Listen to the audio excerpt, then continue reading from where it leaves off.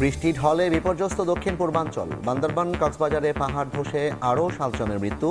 চট্টগ্রামে পানিবন্দী লাখো মানুষের দুর্ভোগ চরমে, ফসলেরও ব্যাপক ক্ষতি। এবার অন্যান্য শীর্ষ সংবাদ। পাহাড় কাটা বন উজাড়ের বিরুদ্ধে কঠোর অবস্থানে সরকার। বসবাস অযোগ্যের তালিকায় ঢাকার 3য় অবস্থান নিয়ে উদ্বেগ প্রধানমন্ত্রীর। পরিবেশ রক্ষা করে উন্নয়নের আহ্বান। তত্ত্বাবধায়ক সরকার ও গণভোটের বিধান ফেরার রায় আপিলেও বহাল। সংসদে সুরাহা হবে নীতি নির্ধারণী বিষয়। নিরপেক্ষ সরকারের অধীনেই হবে আগামী নির্বাচন।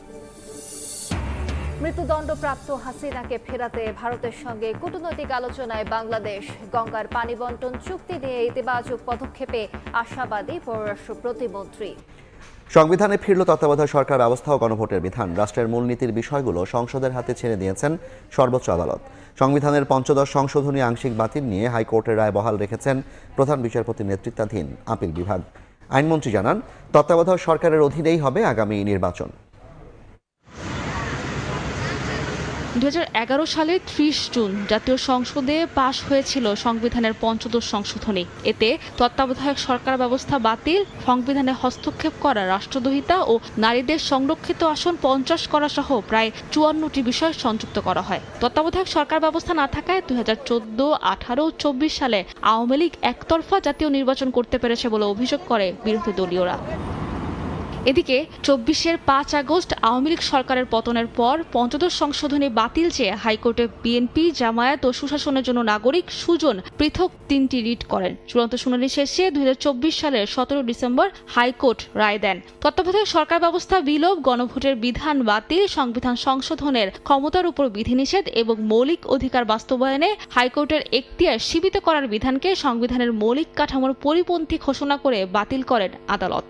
তবে ৫ম সংশোধনীর বাকি বিষয়গুলো ভবিষ্যৎ সংসদের বিবেচনার জন্য রেখে দেওয়া হয়। বৃহস্পতিবার এই রায়ের বিরুদ্ধে করা আপিলের শুনানি শেষে হাইকোর্টের রায় বহাল রাখেন আপিল বিভাগ। ফলে সংসদেই সুরাহা হবে নীতি নির্ধারণী সংক্রান্ত বিষয়গুলো। হাইকোর্ট ডিভিশন 4টি বিষয়ের পরে তার অবজারভেশন দিয়েছিল। তার মধ্যে অন্যতম হচ্ছে নির্দলীয় তত্ত্বাবধায়ক সরকার ব্যবস্থা সংবিধানে ফিরে আসা, গণভোট ফিরে আসা এবং সংবিধানের সাথে সাথে খ এবং সুপ্রিম কোর্টের যে রিটের যে ক্ষমতা সেই সম্পর্কে। তো আলটিমেটলি এই রায়ের ফলে হাইকোর্টের এই যে রায়, সেই রায়টি বহাল থাকবে। যেগুলো রাষ্ট্রের পলিসি, রাষ্ট্রের নীতি, যেমন সংবিধানের প্রস্তাবনা, আর্টিকেল 8, 9, 10, 11, 12, 25, এগুলো সহ যেগুলো নীতি কথা, এই নীতির বিষয়গুলো সিদ্ধান্ত নেওয়ার জন্য পরিপূর্ণভাবে সংসদের উপর ছেড়ে দেওয়া হয়েছে। আপিলকারী বদিউল আলম মজুমদার ও তার পক্ষের আইনজীবী বলেন, আপিল বিভাগে সুরাহা হওয়া প্রয়োজন ছিল আরও কয়েকটি গুরুত্বপূর্ণ বিষয়। সংসদ ব্যবস্থা না নিলে তত্ত্বাবধায়ক ব্যবস্থা পুরোপুরি কার্যকর করা যাবে বলে মনে হচ্ছে না, কারণ তত্ত্বাবধায়ক সরকার প্রধানদের শপথ করার জন্য যেই ফর্ম, সেটা তো সংসদের সংবিধানে এখনো ফিরে আসেনি। আশা করি সংসদ জনস্বার্থে আমাদের নির্বাচনী ব্যবস্থা যেন আবারও সংকটে না পড়ে, যাতে আমাদের ভোটাধিকার নিশ্চিত থাকে, সে ব্যাপারে তারা সঠিক সিদ্ধান্ত নেবে। এদিকে সচিবালয় আইনমন্ত্রী জানান, আগামী নির্বাচন নির্দলীয় তত্ত্বাবধায়ক সরকারের অধীনে হবে। জুলাই সনদকে সামনে রেখে আমরা এই সংশোধনীগুলোকে কিভাবে মানুষের কল্যাণে, যুগোপযোগী, দেশের জন্য, স্বাধীনতা সার্বভৌমত্বের জন্য, গণতন্ত্রের জন্য, আইনের শাসনের জন্য, মানবাধিকারের জন্য, ন্যায় বিচারের জন্য আনা সম্ভব হয়, সেটা আমরা সংসদে বিল আনব।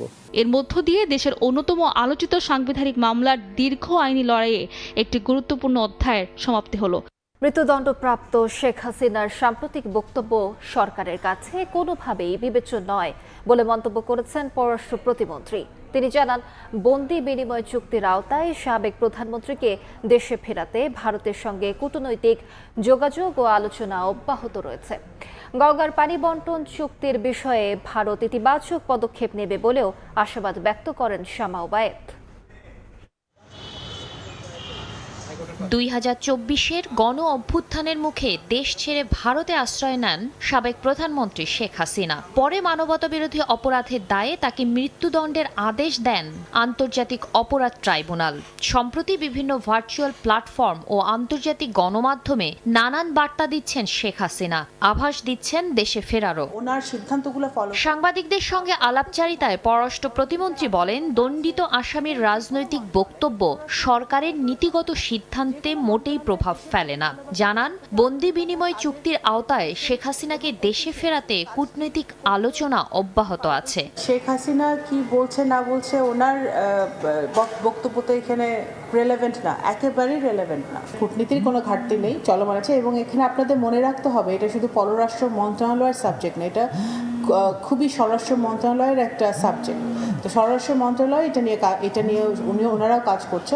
গঙ্গার পানি বন্টন চুক্তির বিষয়েও নিয়মিত কূটনৈতিক সংলাপ চলছে বলে জানান শামা ওয়ায়েদ। বলেন, পারস্পরিক স্বার্থ, আঞ্চলিক প্রেক্ষাপট এবং বিদ্যমান দ্বিপক্ষীয় সম্পর্কের গুরুত্ব বিবেচনায় ইতিবাচক অগ্রগতি সম্ভব। গঙ্গার পানির গুরুত্বটা ভারত বুঝতে পারে এবং সেটা বিবেচনায় রেখে আমাদের দ্বিপাক্ষিক সম্পর্কটাকে যাতে কোনো রকমভাবেই ক্ষতিগ্রস্ত না হয় সেটা মাথায় রেখেই ভারত সিদ্ধান্ত নেবে। এবং আমরা মনে করি যে এটা পজিটিভ দিকেই আগাচ্ছে। রাষ্ট্র পরিচালনার ক্ষেত্রে প্রয়োজনীয় দক্ষতা, পেশাদারিত্ব এবং জাতীয় স্বার্থকে প্রাধান্য দিয়েই সরকার প্রধান সিদ্ধান্ত নিচ্ছেন বলেও দাবি পররাষ্ট্র প্রতিমন্ত্রীর। কে কতটুকু আন্তরিকভাবে দেশের জন্য কাজ করতে পারছে। গণভোট নিয়ে বিএনপির বিরুদ্ধে দ্বিচারিতার অভিযোগ তুলেছেন 11 দলীয় ঐক্যের সমন্বয়ক হামিদুর রহমান। তবে এ অভিযোগ উড়িয়ে দিয়ে বিএনপি নেতা আসাদুজ্জামান রিপন জানান, দেশে গণতান্ত্রিক পরিবেশ নিশ্চিত করছে বর্তমান সরকার। দাবি করেন, আওয়ামী লীগের দীর্ঘ ফ্যাসিবাদী কাঠামোর মূলোৎপাটন করছে তার দল। রাজধানীতে এবি পার্টি আয়োজিত এক আলোচনা সভায় এমন বক্তব্য দেন দুই নেতা। জুলাই অভ্যুত্থানের দ্বিতীয় বর্ষপূর্তি উপলক্ষে রাজধানীর রিপোর্টার্স ইউনিটিতে এবি পার্টি আয়োজিত আলোচনা সভা। এতে যোগ দেন বিএনপি, জামায়াত, এনসিপি সহ বিভিন্ন রাজনৈতিক দলের নেতা এবং জুলাই অভ্যুত্থানে অংশগ্রহণকারীরা। অনুষ্ঠানে 11 দলের সমন্বয়ক ও জামায়াত নেতা হামিদুর রহমান আজাদ গণভোট নিয়ে বিএনপির বিরুদ্ধে দ্বিচারিতার অভিযোগ করেন। গণভোট, গণরায়, ইতিহাসের সবচেয়ে শক্তিশালী গণতান্ত্রিক মত, এই অভিমতকে অপেক্ষা করে কিভাবে আমি গণতন্ত্র কায়েম করবেন। তবে জামায়াত নেতার অভিযোগ উড়িয়ে দিয়ে বিএনপির ভাইস চেয়ারম্যান আসাদুজ্জামান রিপন বলেন, জুলাইয়ের অর্জন অনুযায়ী দেশে গণতান্ত্রিক পরিবেশ নিশ্চিত করছে সরকার। জুলাইয়ের যে অর্জন উপলব্ধি হচ্ছে যে আপনি সেই ব্যবস্থার মধ্যে আছেন, সেই ব্যবস্থাটা একটা পরিবর্তন এনেছেন, যেখানে আপনার কথা বলতে পারেন, আপনার কথা শোনা যায়, আপনার কথা শুনতে হয়। এটি হচ্ছে গণতন্ত্র। সভায় বক্তারা জানান, অভ্যুত্থানের চেতনা যতদিন সমুন্নত থাকবে ততদিন দেশে কেউ ফ্যাসিবাদী হয়ে উঠতে পারবে না। এই বাংলাদেশ এমন একটা ভূখণ্ড, যে ভূখণ্ডে যদি কখনো জুলুম চেপে বসে, সেই জুলুম এখানে চিরস্থায়ী হওয়ার কোনো সুযোগ কোনোকালে লাভ করতে পারবে না। জুলাইয়ের পক্ষের সব শক্তিকে ঐক্যবদ্ধ থেকে গণহত্যাকারীদের বিচার নিশ্চিতে সোচ্চার থাকার আহ্বান জানান বক্তারা। টানা ভারী বর্ষণ আর পাহাড়ি ঢলে বিপর্যস্ত দেশের দক্ষিণ পূর্বাঞ্চল। পাহাড় ধসে বাড়ছে প্রাণহানি। বান্দরবানে একই পরিবারের 3 জন সহ প্রাণ গেল 5 জনের। কক্সবাজারেও মারা গেছেন 2 জন। এদিকে টানা বৃষ্টিতে তলিয়েছে রাঙামাটি ও খাগড়াছড়ির বিভিন্ন এলাকা। এতে চরম দুর্ভোগে পড়েছেন বাসিন্দারা। আর ফসলের ব্যাপক ক্ষয়ক্ষতিতে দিশেহারা চাষি।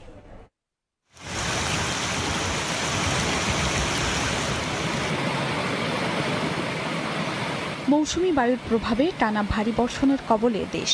পাহাড়ি ঢল আর উজানের পানিতে দ্রুত অবনতি হচ্ছে পরিস্থিতির। বিভিন্ন এলাকায় দেখা দিয়েছে বন্যা ও জলাবদ্ধতা। বাড়ছে পাহাড় ধসের ঝুঁকি ও প্রাণহানি। রাঙামাটিতে টানা 4 দিনের ভারী বর্ষণে বাঘাইছড়ি, বিলাইছড়ির নিম্নাঞ্চল প্লাবিত। পানিবন্দী হাজার হাজার মানুষ। অনেকেই গবাদি পশু নিয়ে আশ্রয় কেন্দ্রে ঠাঁই নিয়েছেন। মহলছড়ির সড়ক ডুবে থাকায় রাঙামাটির সঙ্গে খাগড়াছড়ির সড়ক যোগাযোগ বন্ধ। জেলায় 140টি আশ্রয় কেন্দ্র খোলা হয়েছে। টানা বৃষ্টিতে জেলায় ছোট বড় মোট 97টি স্থানে পাহাড় ধসে গেছে। সবাই ঘরবন্দি, বের হওয়া যাচ্ছে না। খুবই কষ্ট আছে, গরু ছাগল নিয়ে বাইরে গেছে। বান্দরবানেও বন্যা পরিস্থিতির অবনতি হয়েছে। বৃষ্টি অব্যাহত থাকায় সাঙ্গু ও মাতামহুরির পানি বিপদসীমার ওপরে প্রবাহিত হচ্ছে। বৃহস্পতিবার সকালে লামার মিশন পাড়ায় আলাদা 2টি পাহাড় ধসের ঘটনায় একই পরিবারের 3 জন সহ 2 পরিবারের 5 জন মারা গেছেন। নিম্নাঞ্চল প্লাবিত হয়ে পানিবন্দী প্রায় লক্ষাধিক মানুষ। বিভিন্ন সড়কে পানি ওঠায় সারা দেশের সঙ্গে সড়ক যোগাযোগ বিচ্ছিন্ন। অতিবৃষ্টির কারণে গাছগোছালা সহ পাহাড় ভেঙে এসে 2 পরিবারের, একই পরিবারের স্বামী, স্ত্রী এবং সন্তান 3 জন নিহত এবং অপর পরিবারের স্বামী, স্ত্রী 2 জনে নিহত। কক্সবাজারে ভারী বৃষ্টিপাতের পাশাপাশি উত্তাল রয়েছে সাগর। জারি আছে ৩ নম্বর সতর্ক সংকেত। টানা বর্ষণ ও উজানের ঢলে চকরিয়া ও নবগঠিত মাতামুহুরী উপজেলার বিস্তীর্ণ নিম্নাঞ্চল প্লাবিত। বৃহস্পতিবার সকালে কক্সবাজারের চকরিয়ার হারবাং এলাকায় পাহাড় ধসে মাটি চাপায় মারা গেছেন 2 জন। রাস্তাঘাট ডুবে গেছে এবং ক্ষেত খামার করছে, সব তলিয়ে গেছে। নোয়াখালীর দ্বীপ উপজেলা হাতিয়া সহ বিভিন্ন চরে টানা বর্ষণ ও অস্বাভাবিক জোয়ারের পানিতে নিমজ্জিত বসতঘর, মাছের ঘের, ফসলের ক্ষেত। বিপর্যস্ত উপকূলীয় এলাকার জনজীবন। চাষাবাদে ব্যাপক ক্ষয়ক্ষতির আশঙ্কায় কৃষক। মৌলভীবাজারের মনু, ধলাই, জুড়ি ও কুশিয়ারা নদীর পানি বিপদসীমার ওপরে প্রবাহিত হচ্ছে। একই অবস্থা হবিগঞ্জে। জেলার 4টি নদীর পানি বিপদসীমার ওপর দিয়ে প্রবাহিত হচ্ছে। এর মধ্যে খোয়াই নদীর বাল্লা সীমান্ত পয়েন্টে বিপদসীমার 220 সেন্টিমিটার ওপর দিয়ে প্রবাহিত হচ্ছে। এমন পরিস্থিতিতে সিলেট বিভাগের হাওর অঞ্চলে পর্যটকদের ভ্রমণে নিরুৎসাহিত করেছে স্থানীয় প্রশাসন।